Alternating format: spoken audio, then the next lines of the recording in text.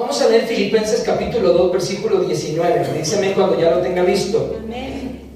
Dice: Timoteo y Epafrodito, espero en el Señor Jesús enviaros pronto a Timoteo, para que yo también esté de buen ánimo al saber de vuestro estado. Pues a ninguno tengo del mismo ánimo y que tan sinceramente se interese por vosotros, porque todos buscan lo suyo propio y no lo que es de Cristo. Pero ya conocéis los méritos de Él, que como hijo a padre ha servido conmigo en el Evangelio. Así que a este espero enviaros, luego que yo vea cómo van mis asuntos. Y confío en el Señor, que yo también iré pronto a veros. Mas tuve por necesario enviaros a Epafrodito, mi hermano y colaborador y compañero de milicia, vuestro mensajero y ministrador de mis necesidades, porque él tenía gran deseo de veros a vosotros y gravemente se angustió porque habíais oído que había enfermado. Pues en verdad estuvo enfermo. Dice, a punto de morir, pues Dios tuvo misericordia de él. Y no solamente de él, miren lo que dice Pablo, sino también de mí, para que yo no tuviese tristeza sobre tristeza. Así que le envío con mayor solicitud para que al verle de nuevo os gocéis y yo esté con menos tristeza. Recibidle pues en el Señor con todo gozo y tened en estima a los que son como él, porque por la obra de Cristo estuvo próximo a la muerte, exponiendo su vida para suplir lo que faltaba en vuestro servicio por mí. Uno podría preguntarse, hermanos, ¿por qué el apóstol Pablo incluye las virtudes de dos hombres en esta carta? ¿Por qué viene hablando, dando consejos de cómo amarse, de cómo darse, de cómo entregarse el uno por el otro? Luego habla él del ejemplo de Cristo, que siendo Dios se despojó de todo para venir y darnos un ejemplo de humildad y de servicio. Pero inmediatamente el apóstol Pablo incorpora esto en esta carta y unos pasajes antes, Pablo hace un despliegue teológico con respecto a la doctrina de cristología. Empieza a hablar de Cristo, de su vida, de su humanidad, de su deidad, de su sacrificio. Y Pablo narra de forma magistral la forma en la que Cristo se despoja de su gloria para que nosotros podamos ser salvos por gracia. Narra cada detalle, dejándonos claro que la obra de salvación descansa solo en Jesús. Pero no solo eso procura el apóstol Pablo que entendamos, sino también que entendamos que nuestro mayor ejemplo de la verdadera humildad es Cristo. A lo cual Pablo se refiere diciendo: haya pues en vosotros el mismo sentir que hubo también en Cristo.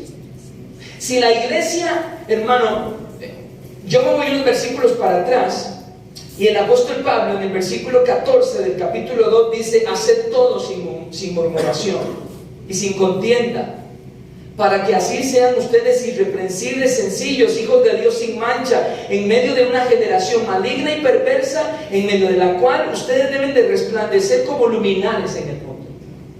Pablo dice: háganlo todo sin murmuración, sin contienda.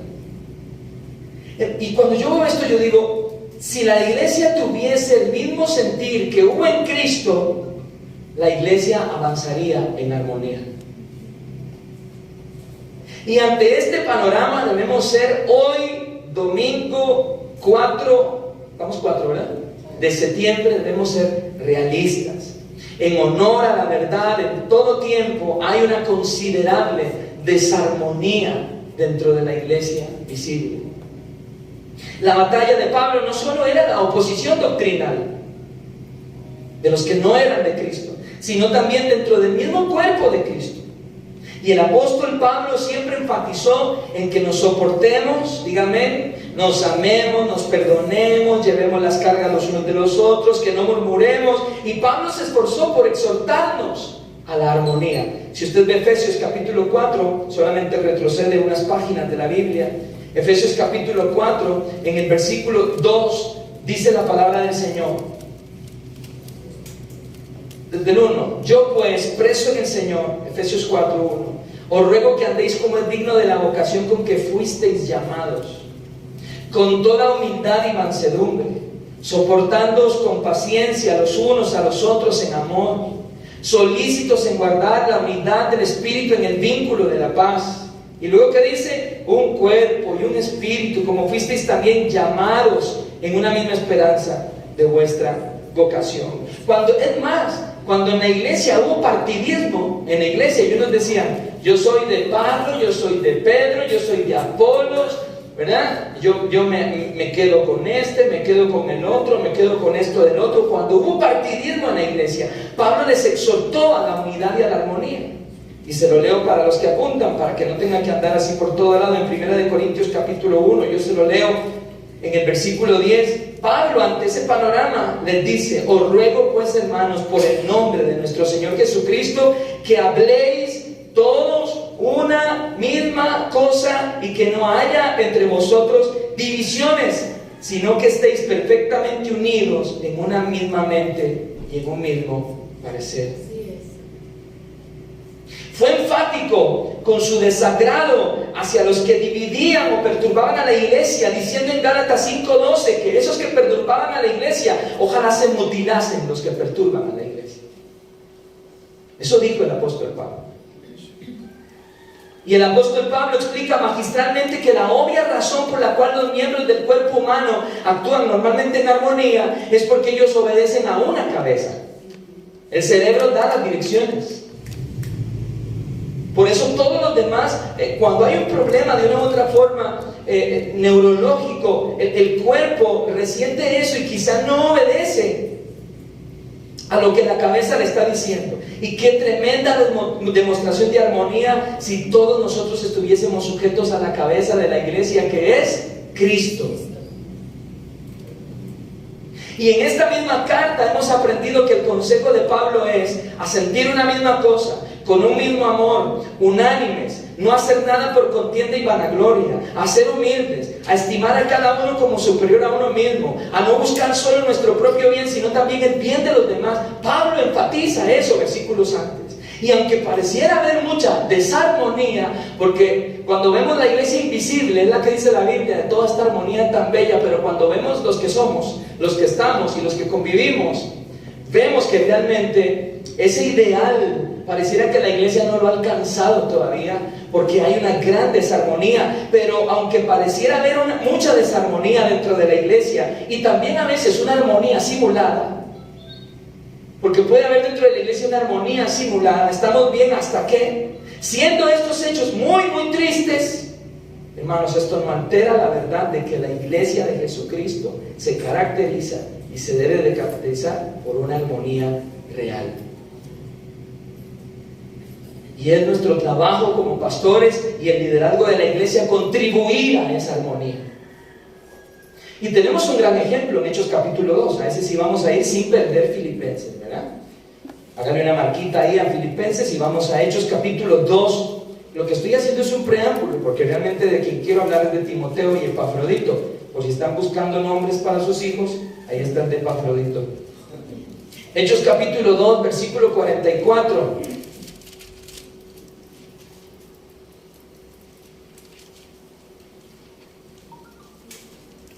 Hechos 2:44 es el libro que sigue después de los evangelios, de los 4 evangelios.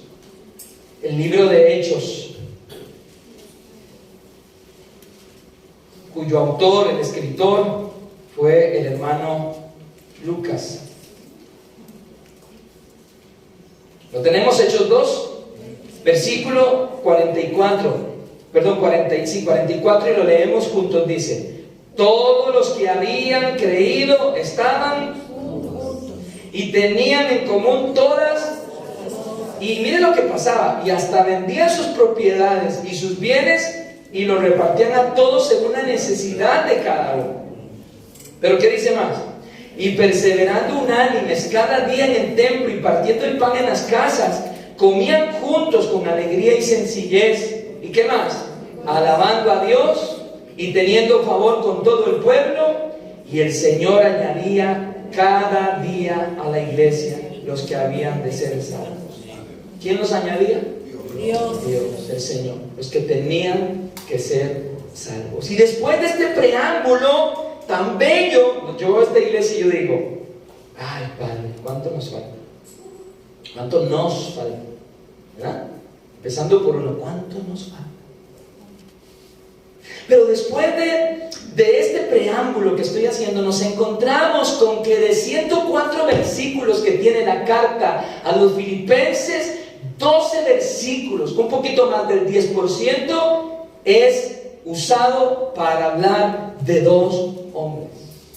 La pregunta es, ¿por qué Pablo nos habla de estos dos hombres? ¿Qué es lo que el apóstol Pablo quiere, hermanos, varones, mujeres, jóvenes, hombres, mujeres? ¿Qué es lo que Pablo quiere enseñarnos con este pasaje, estos 12 versículos, esta mañana a nosotros? ¿Por qué Pablo habla de las virtudes de estos hombres justo aquí en medio de esta carta en el capítulo 2? Bueno, exactamente porque el apóstol Pablo ha estado enfatizando la necesidad de que haya entre los creyentes el mismo sentir que hubo en Cristo Jesús.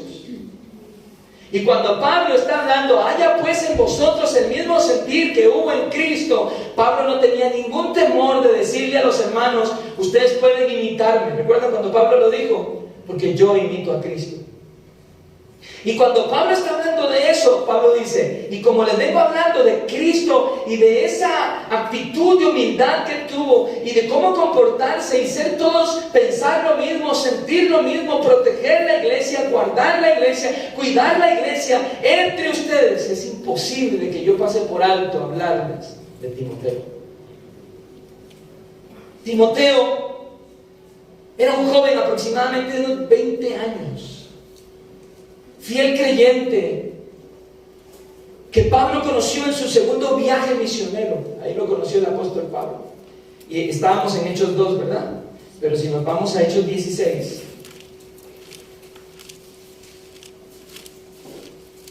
en el versículo 1, nos damos cuenta cómo Pablo conoció a Timoteo.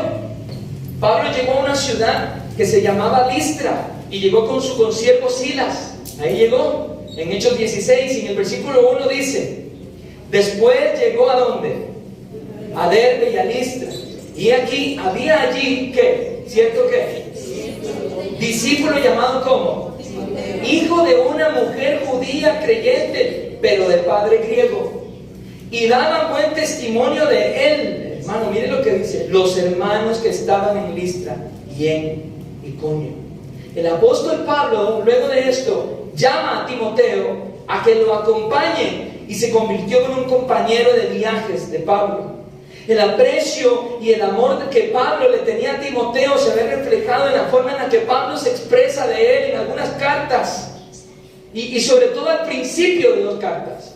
La primera carta del apóstol Pablo a Timoteo y la segunda, no tiene por qué ir ahí porque es una ilustración que estoy haciendo, una información, pero se la leo. Mire cómo Pablo habla de Timoteo en la primera carta, en el primer capítulo, versículo 2, dice, a Timoteo, verdadero hijo en la fe. ¿Saben qué dice Pablo de Timoteo? Que Timoteo era un verdadero hijo de la fe. Y en la segunda carta, Pablo se refiere a Timoteo diciendo lo siguiente, hermano, mire, doy gracias a Dios, al cual sirvo desde mis mayores con limpia conciencia, de que sin cesar me acuerdo de ti en mis oraciones, noche y día, deseando verte y acordarme de tus lágrimas para llenarme de gozo, trayendo a la memoria la fe no fingida que hay en ti, la cual habitó primero en tu abuela y luego en tu madre Eunice, y estoy seguro que en ti también. Así habla Pablo de Timoteo. El apóstol Pablo, hermano, está angustiado. El apóstol Pablo, ahora sí vamos a Filipenses 2. El apóstol Pablo está angustiado, hermano. Si usted ve lo que dice la carta en el capítulo 2, versículo 19, Pablo dice que él está angustiado. ¿Dónde dice eso, pastor? ¿Cómo lo dice? En Filipenses 2:19, Pablo dice, espero en el Señor. Léalo conmigo. Jesús, enviaros ¿qué? Pronto a Timoteo, ¿para qué?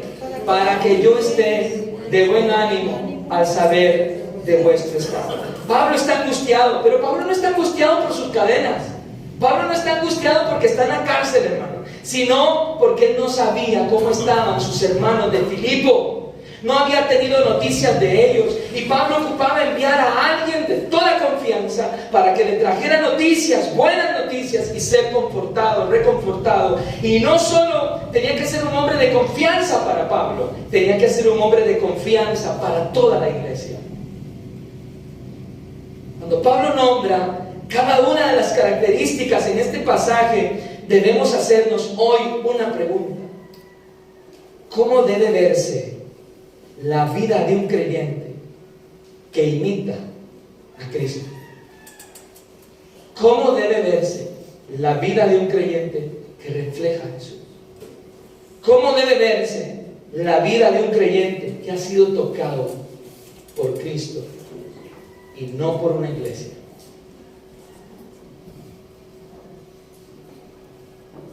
Y el apóstol Pablo dice que no tiene a ninguno del mismo ánimo que Timoteo. Versículo 19, versículo 20. Pues a ninguno, léalo conmigo, tengo del mismo ánimo y que tan sinceramente se interese por vosotros. ¿Por qué? Porque todos buscan lo suyo propio, no lo que es de Cristo.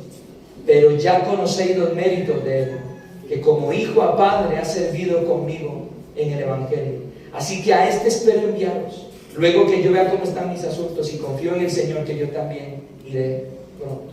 Un Timoteo listo, siempre listo para obedecer por la causa de Cristo. Un Timoteo que pensaba del mismo modo que Pablo. Un Timoteo con el mismo amor que Pablo. Un Timoteo unido en el espíritu con Pablo, de un alma con Pablo. Es más, los teólogos le llaman a esta unidad de espíritu una hermandad de espíritus idóneos, con el mismo pensamiento, con el mismo sentimiento y con el mismo espíritu con el que Pablo amaba a la iglesia. Y por eso dice, volvió a ver a la izquierda, volvió a ver a la derecha, y de muchos dijo: es que no tengo a ninguno como Timoteo, no lo tengo. Para los que apuntan, hermanos, tengo dos pasajes bíblicos que darles con respecto a esto que estamos leyendo. En Primera de Tesalonicenses capítulo 3, versículo 2 dice: y enviamos a Timoteo nuestro hermano, vea cómo lo dice, servidor de Dios y colaborador nuestro en el Evangelio de Cristo, para confirmaros y exhortaros respecto a vuestra fe. O sea, no solamente Pablo enviaba a Timoteo para que le trajera noticias en algunos lugares, sino que a la iglesia de Tesalónica, en el capítulo 3, en el versículo 2, dice que lo envió también para que los exhortara. Y en Primera de Corintios, en el capítulo 4, se lo leo yo a usted, hermano, para que no vaya a perder Filipenses, pero si quiere ir conmigo puede hacerlo. En Primera de Corintios, capítulo 4, versículo 17, dice, vean lo que dice: por esto mismo os he enviado a Timoteo, que es mi hijo amado y fiel en el Señor, el cual os recordará mi proceder en Cristo, de la manera que enseño en todas partes y en todas las iglesias. Y después de hacer esto, quiero extraer esta mañana varias características de Timoteo. Hermano, cuando yo estuve haciendo esta palabra, yo le dije, así le dije: Señor, ¿cómo me gustaría ser como Timoteo? ¿Cómo me gustaría que tú me tomaras en cuenta como Pablo le tomó a Timoteo? Y cuando yo vi las características, y yo en Filipenses capítulo 2, versículo 19, y sobre todo el versículo 20, que dice: a ninguno tengo del mismo ánimo, y que tan sinceramente se interese por vosotros. No dice y que se interese por vosotros, dice que tan sinceramente se interese por vosotros. La primera cosa que yo veo en Timoteo es que era un hombre sensible. Los creyentes son sensibles a la palabra, sensibles a la dirección de Dios, sensibles a las necesidades de los hermanos. Y Pablo sabe que solo Timoteo servirá a sus hermanos como él mismo lo haría. Pablo no podía ir. Pablo estaba angustiado por los filipenses, y la angustia de él baja, se calma cuando él dice: voy a enviar a Timoteo, porque Timoteo era un hombre sensible. Pero no solamente Timoteo era un hombre sensible, sino que en el versículo 21 dice: porque todos buscan lo suyo propio y no lo que es de Cristo, hermanos. Versos antes, Pablo exhorta a la iglesia a hacer de una forma, ¿verdad? De un mismo sentir, de un mismo espíritu, que todos estén juntos, que todos jalemos la carreta al mismo tiempo y que vayamos todos exactamente igual, que se comporten de una misma forma. Y luego pone a Timoteo como ejemplo a seguir de esa conducta. Y dice, porque Timoteo no busca lo suyo. ¿Saben por qué le sirvió a Timoteo? Porque a él no le interesa ningún atributo hacia él. Pablo sabe que a Timoteo no le importa brillar. A Pablo sabía que a Timoteo no le importaba un puesto, no le importaba un aplauso, no le importaba la gloria de los hombres, no le importaban los halagos, ni siquiera un reconocimiento. A Timoteo le importaba a Cristo y la iglesia. Y Pablo ubica a Timoteo y a Epafrodito en esta carta por cosas como las que menciona en versos anteriores. En el capítulo 1, versículo 15 dice: unos predican a Cristo por envidia y por contienda, pero otros por amor. Y Pablo dice, pero Timoteo es diferente a ellos. Timoteo ama a Cristo, Timoteo ama a la iglesia. A Timoteo, yo no tengo ningún temor de que vaya Timoteo y Timoteo vaya me sabotee la iglesia, o Timoteo se acomode bien el saco para que él reciba algún tipo de reconocimiento. Pablo sabía que Timoteo era un hombre que Dios había transformado y que amaba a la iglesia como la amaba a él. Pero no solo eso encuentro, sino que cuando voy al versículo 22, dice, pero ya conocéis los méritos de él, que como hijo a padre, ¿qué dice? Ha servido, como hijo a padre, ha servido conmigo en el Evangelio. Y la palabra servido me lleva a mí a pensar en la palabra siervo. Timoteo es un siervo. Timoteo, no como lo que decimos ahora, hermano, es un aplauso para el siervo de Dios, ¿ah? Y va el siervo de Dios ahí, gloria a Dios, que me aplaudan. No, hermano, no. Siervo es un esclavo. Eso es lo que es un siervo. Timoteo tiene claro a quién pertenece y quién lo llamó a servir. Timoteo sabe que ha sido comprado a precio de sangre, por lo que ahora le sirve a Cristo, sirve a sus hermanos y sirve a la iglesia. Y Timoteo sabe que un esclavo perdía todos sus derechos y vivía para la voluntad de su amo. Iba si el amo le decía, vaya. No vaya si el amo le decía, no vaya. Hacía lo que el amo le dijera que hiciera. Y esto lo había aprendido bien del apóstol Pablo. Porque Pablo modelaba a Cristo. Amén. Hermano, lejos está de nuestro entendimiento el significado de ser un esclavo de Cristo. Lejos.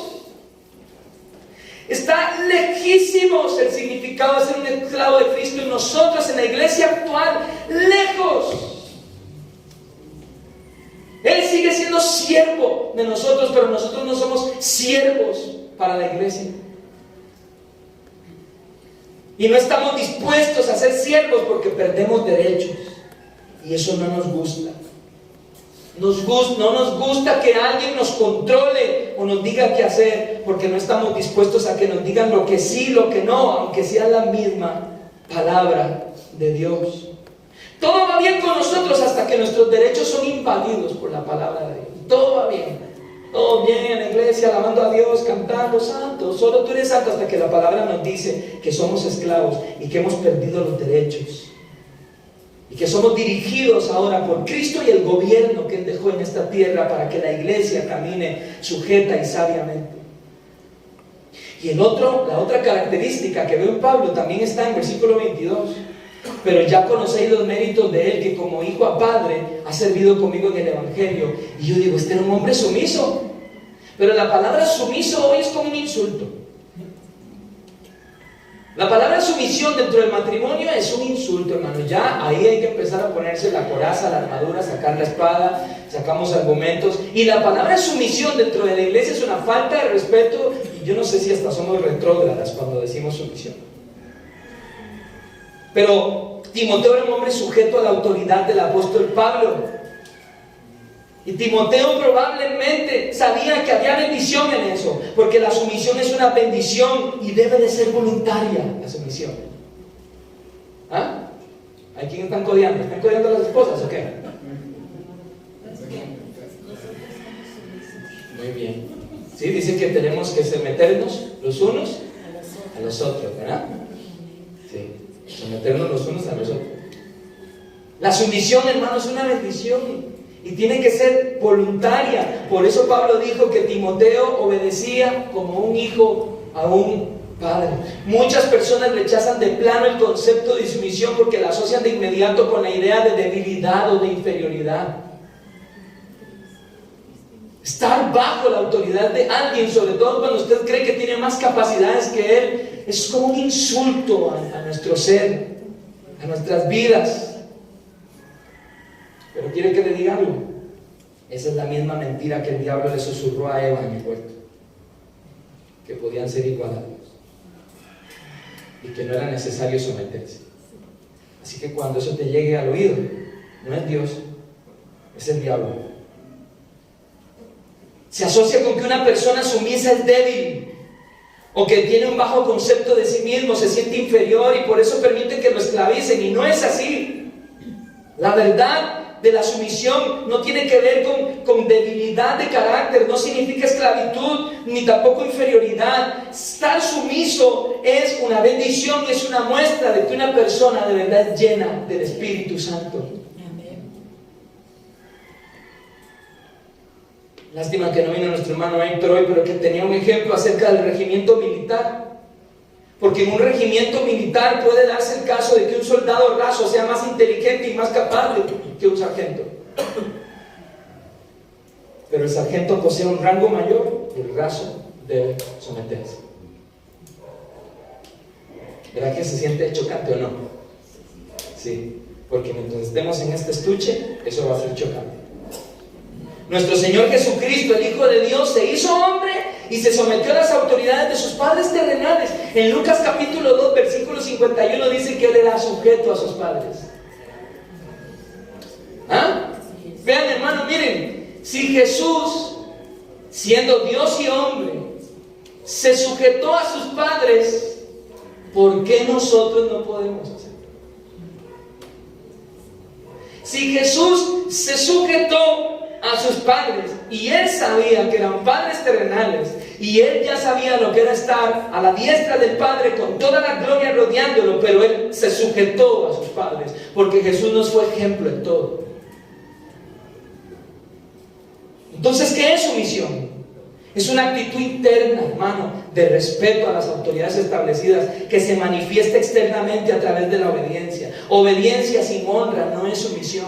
Y cuando menciono la palabra honra, es una palabra que ya se contaminó, se manoseó, se adulteró, porque hay hombres que andan pidiendo honra para ellos.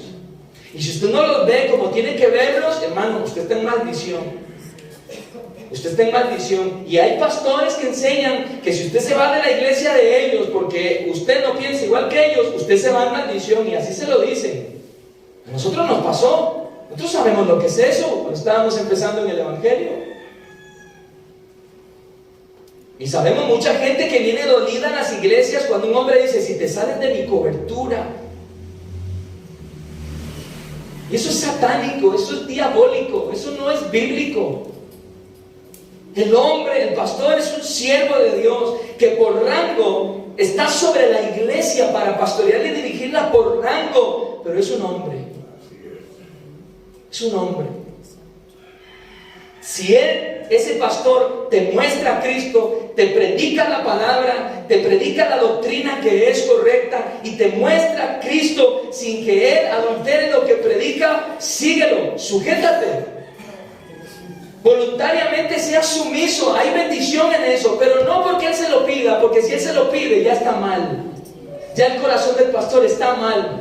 La sumisión es voluntaria, es cuando yo encuentro un hombre con el que yo quiero ser pastoreado, hermano. Siempre he aconsejado eso. No hay nada más bello que poder ser pastoreado por una persona y yo sentirme con gozo en eso. Una guerra, hermano. Es más, dije que es una actitud interna de respeto a las autoridades establecidas que se manifiesta externamente a través de la obediencia. Una guerra, hermano, ni siquiera se gana cuando a un soldado se le ocurre seguir una estrategia personal. porque él piensa que su plan es mejor. No, el soldado debe obedecer para que eso, porque para eso están las autoridades, para ser reconocidas y para ser obedecidas. El problema que tenemos es las últimas 3 predicaciones que tuvimos antes, después del sentir de Cristo. Estamos llenos de orgullo, hermano. Vestidos de orgullo, vestidos de egoísmo, vestidos de vanagloria. Y eso ha invalidado, hermano, ha invadido todo nuestro ser, estropeando la gran bendición de estar bajo su misión. Y así era Timoteo. Y por eso Pablo dijo, no hay ninguno. ¿Sabe por qué Pablo dijo, no hay ninguno como él? Porque esas características hoy son escasas en el corazón de los que sirven a Dios. Escasas. Y tenemos gente, a veces hasta sirviendo en la iglesia, con una motivación incorrecta. Pero no solamente habla Pablo de Timoteo. ¿De quién más habla? En el versículo 25. De nuestro hermano Epafrodito. Versículo 25, lo leemos. Mas tuve por necesario enviaros ¿a quién? A Epafrodito. Filipenses 2:25. ¿Cómo lo llama Pablo?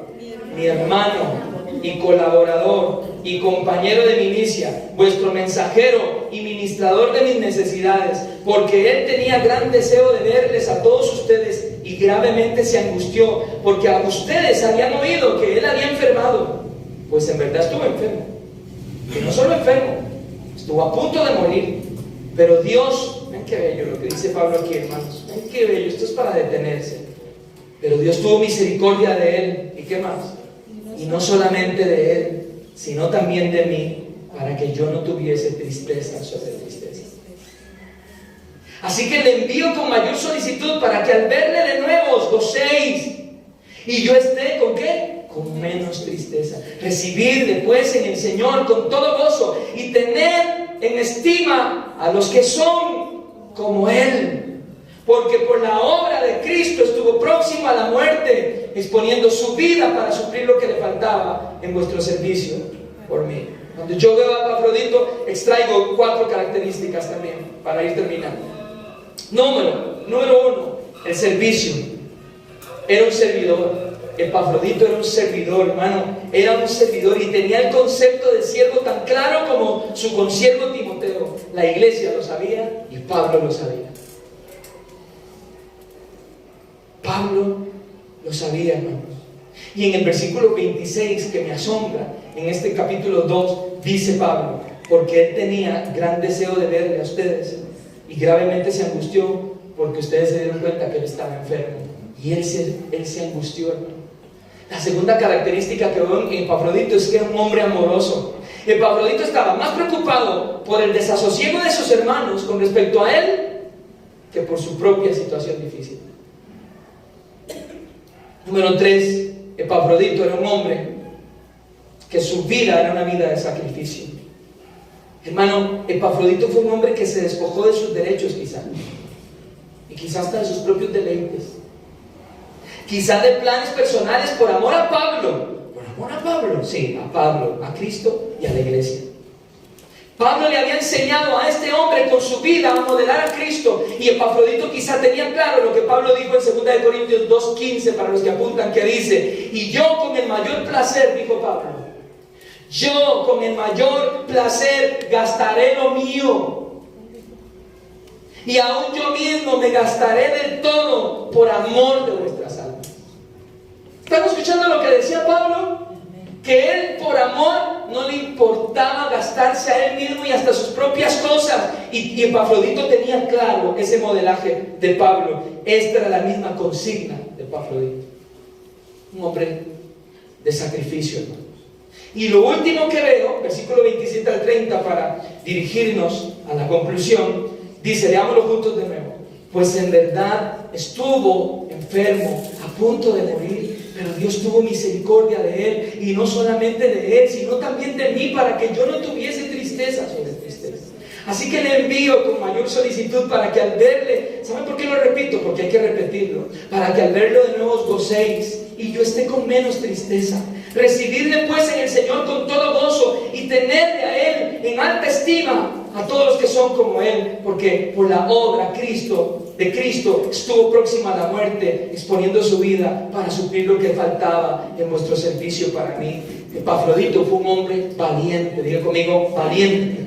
Epafrodito expuso su vida por amor al Evangelio de Cristo, por amor al avance de la obra, por amor a sus hermanos. Y todo esto es contrario al maldito espíritu egoísta y mezquino que se ha involucrado en la iglesia.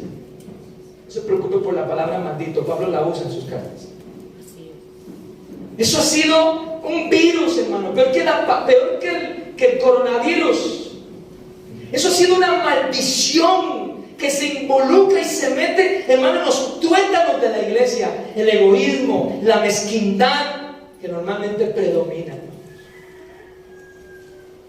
Pero tendremos que lidiar con eso hasta que Cristo venga, porque el pecado mora en nosotros, y que el Señor nos ayude. Concluyo diciendo que así como Pablo envió a Timoteo con un propósito, de la misma manera lo hace con Epafrodito. Pablo envía a Epafrodito a reunirse con los hermanos de Filipo por 3 razones. ¿Por qué Pablo envió a Epafrodito? Por 3 razones. ¿Ven qué lindas? Uno, porque los hermanos estaban angustiados. Entonces dice: Epafrodito, ¿ya te curaste? ¿Sí? Vaya donde sus hermanos porque están angustiados. Pablo envía a Epafrodito por una segunda razón, para que los hermanos se gocen cuando lo vean. Y Pablo envía a Epafrodito por una tercera razón, para que él estuviera con menos tristeza.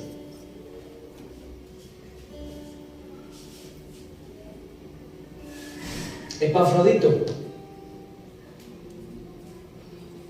toma una ofrenda que los filipenses recogen, se la lleva a Pablo, se la da y se quedó ahí. No nos dice la Biblia si Epafrodito tenía familia o no, pero se quedó sirviendo a Pablo ahí con él. Eso dice Pablo: él me servía a mí, se quedó para ayudarme. Y entonces cuando la Biblia dice: tengan en estima a los que son como él, es que esto no dice tengan en estima a los que hacen mucho, a los que trabajan, no dice eso. Tengan en estima a los que son como él. ¿Cómo? Los que son como, sí, gente sierva, llena de amor, llena de sacrificio, valientes, sumisos, siervos, generosos, sensibles. Y tengan en alta estima a ese tipo de hombres. Tengan en estima a aquellos hombres que evidencian las virtudes de Cristo en sus vidas, porque hombres como ellos son dignos de doble honor, dice la palabra. Y a los que apuntan, les doy esta cita en Primera de Tesalonicenses 5, en el versículo 12, para que oremos y demos gracias a Dios. ¿Tiene Primera de Tesalonicenses 5? ¿Le dice amén, por favor? De Filipenses tenía que seguir hacia el final de la Biblia y ahí usted llega a Tesalonicenses. Primera de Tesalonicenses 5. Amén, ¿lo tiene? Lo vamos a leer juntos, despacio, porque aquí Pablo exhorta a los hermanos y dice: os rogamos, hermanos, que reconozcáis a los que trabajan en vosotros. Pero inmediatamente dice quiénes son: los que os presiden en el Señor y os amonestan, y que los tengan en mucha estima y amor por causa de su obra. Tened paz entre vosotros. También os rogamos, hermanos, que amonestéis a los ociosos, que alentéis a los de poco ánimo, y que sostengáis los débiles, y que seáis pacientes con todos. Que a estos hombres que a ustedes les presiden y os amonestan, hablando del liderazgo de la iglesia, ustedes los tengan en alta estima. Nunca les hagan un altar. No. Nunca los pongan en un pedestal. Y después vamos a iniciar esta charla con este ejemplo. Hermano, nunca hagamos un becerro de oro porque Dios lo va a botar. Nunca hagamos un becerro de oro. A los pastores y a los líderes que los presiden y los amonestan, ámenlos. Ámenlos con su corazón y oren por ellos y estímenlos. Pero no dice por ellos, dice por causa de la obra que ellos hacen. ¿Ven? Es un respeto y una consideración a causa de su valor e importancia para el cuerpo de Cristo, sabiendo que estos hombres trabajan, porque a veces esto se ha visto mal. Todos los que a ustedes los presiden y os amonestan tienen un patrón, trabajan para el príncipe de los pastores, que es Jesucristo. Él fue el que los llamó. Ni usted ni nadie más llamó nunca a ningún hombre para que los presida. Lo envió el Señor, lo escogió entre muchos. ¿Cómo? No sé. Yo a veces me veo en el espejo y me examino un poco y yo digo, se la jugó el Señor, se la jugó. Pero bueno, que Dios en su misericordia y gracia levante a muchos hombres y mujeres como estos, como Timoteo y Epafrodito. Es mi oración, ¿sabes? Estoy orando por eso. Estoy orando a Dios por hombres. Hombres que amen apasionadamente la palabra y que amen a Dios profundamente, y con ellos poder avanzar en la obra del Señor. Que Dios en su misericordia y gracia levante a muchos hombres como estos aquí en la iglesia, para que seamos bendecidos y enriquecidos por el modelaje de ellos en Cristo Jesús. Amén. Nos podemos poner sobre nuestros pies, por favor.